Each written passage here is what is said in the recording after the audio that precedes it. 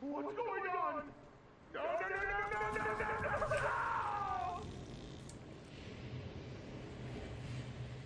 That stench should not be hard to follow. What? Oh boy.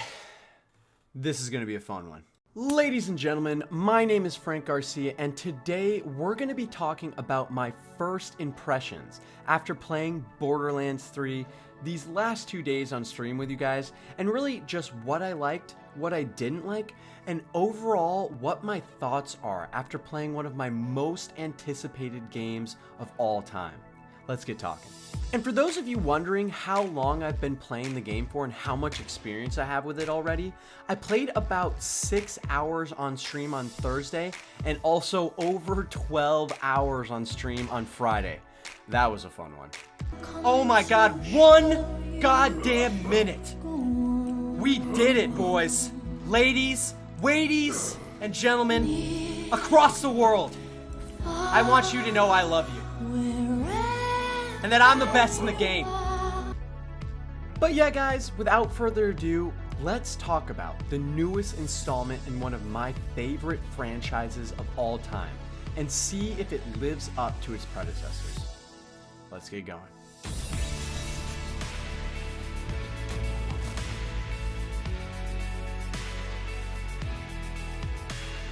So to start out, Borderlands 3 is unapologetically Borderlands. Whether that be the art style, the crazy and wacky characters and humor, or just the badass guns falling off crazy bosses left and right, this game is just like the Borderlands you remember, especially Borderlands 2. And that comes with its own ups and downs, because while Borderlands 3 has released over 7 years after its predecessor, it still feels super similar, and that can be for better or worse, depending on the person and whether or not they liked the original Borderlands games. But let's dive more deeply into what Borderlands 3 has to offer and how it differs and how it doesn't from previous titles. So first up, let's talk about something I'm sure everyone has on their mind, and that's guns.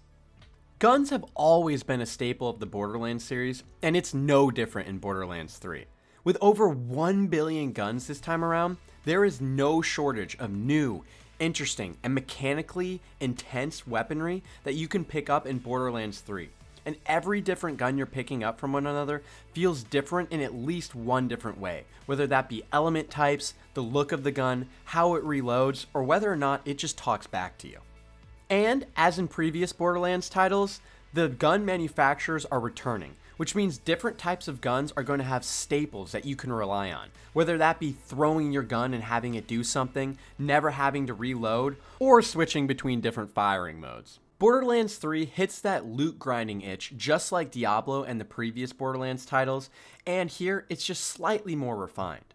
Especially with the addition of even more and crazy legendaries that you can find off bosses and other strong enemy types. One big change to the guns though that I noticed and really enjoyed was how more impactful and visceral shooting the gun and seeing the bullets fly out at the end of the barrel feels in Borderlands 3. Hearing the clanks of bullets as they fly out of your machine gun and into the flesh of your enemies is a super satisfying experience. And overall, guns in Borderlands 3 have just been improved with things like better reload animations, much better sounds, that way guns really sound meaty and impactful, and overall better handling mechanics and just cooler guns in general. You can tell how much blood, sweat, and tears Gearbox put into the guns, as specific models will have insane reload animations even with billions of different types of guns you can get. And having a new revolver where the guy flips the gun over and then instantly packs in every single shot is super cool and interesting. And it's fun to just have all these crazy wacky guns that still seem so custom and tailor-made. And there's no better place to see all of these improvements than in shotguns. Shotguns in Borderlands 3 feel amazing, and I haven't used a shotgun in a game since Doom that felt this good.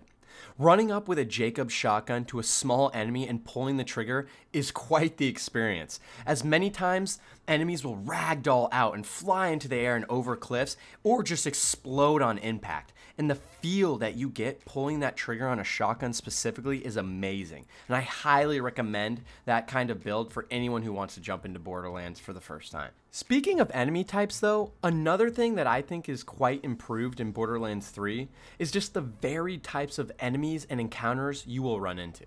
Now that there are multiple planets you can travel to in Borderlands 3 besides just Pandora, these interesting and new biomes lend themselves to creating new and unique creatures that have their own attack patterns, own skills, and kind of own ways to beat them, which makes it very interesting as you travel from planet to planet and constantly are meeting new enemy types to fight.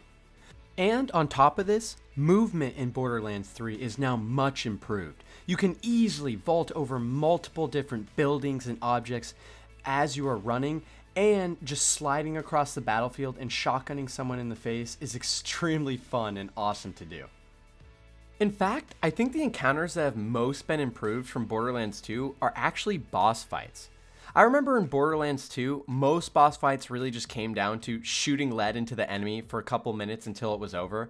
But now in Borderlands 3, there are a couple more interesting mechanics in boss fights, like having to dodge things on the floor or on the walls or in the air as you're fighting, that keep things more interesting, especially for people that want to go back with friends and redo boss battles to win sick loot. And God, what the fuck? What the hell? He just takes down the... Okay, this is insane, chap. Literally, what is going on? He's just... Yes, this is what it means to hunt. Hopefully, Gearbox can expand upon this in the raids they'll be introducing soon and the DLC packs, as I'm hoping there can be some legitimately hard boss battles, like in a game like Destiny, for example, because that would add more longevity to Borderlands and really more in-game content as well. But while for a lot of people, Borderlands is just about the guns and the enemies and having a lot of fun, and that is much improved in Borderlands 3, another big part of Borderlands is actually just the characters, the wacky humor, and the story. So let's talk a little about that. And here, once again, Borderlands 3 feels just like the other games in the series. Those same zany and sometimes childish jokes that you've come to know and love from the Borderlands series are back once again.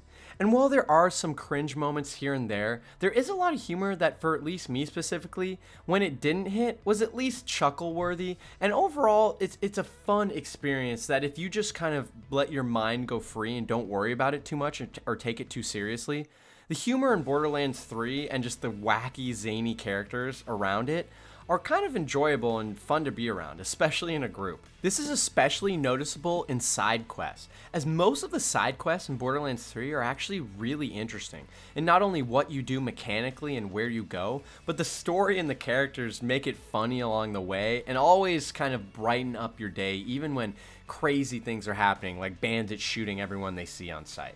One place I think is not especially improved though, and probably is maybe slightly worse than even Borderlands 2, is actually the main story and villains. The Calypso twins just don't have that same spark and craziness that Handsome Jack in Borderlands 2 had, and you never truly feel like the Calypso twins are ever a real threat or a real danger. They just feel more like an annoyance that just leads you along the story beats and kind of, string you through the story as much as they can. No way. Go! Let's do this! Luckily though, there are points in the main story, especially when meeting old characters from previous games, that are very sentimental and fun to see and just exciting. Also, there are a lot of big, crazy boss battles throughout the main story that kind of keep the tempo going. So while I don't think the actual story or the villains are as good as previous games, I think everything surrounding that story, that is the Calypso twins are propelling you through, is better. So on a whole, it's a pretty good experience, and it's passable at least. What does help improve along the main story though is actually the fact that you get to travel between multiple different planets and places, some of which I don't want to spoil for you guys here today, but that really keeps the story upbeat and interesting as you're going through it, and at least while the villains aren't as cool and you're not as invested in the main story as previous titles, at least you do get to go to cool new interesting places and fight cool new bosses along the way. Which to me personally is more important and why I actually prefer the Borderlands 3 campaign to the Borderlands 2 one. Just because the actual missions and variety of enemies I'm fighting as I'm going through it is more interesting to me.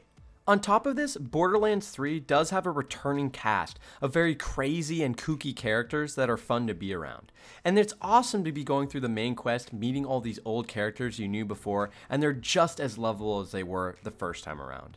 What I will say though is I wish there was more interesting characters and people you met that kind of would re-spark and reignite the feeling I got when I first met characters in Borderlands 2. In Borderlands 3, it almost feels like you have the exact same set of characters from Borderlands 2, just in a new situation. There's not much newness in terms of the people you're meeting.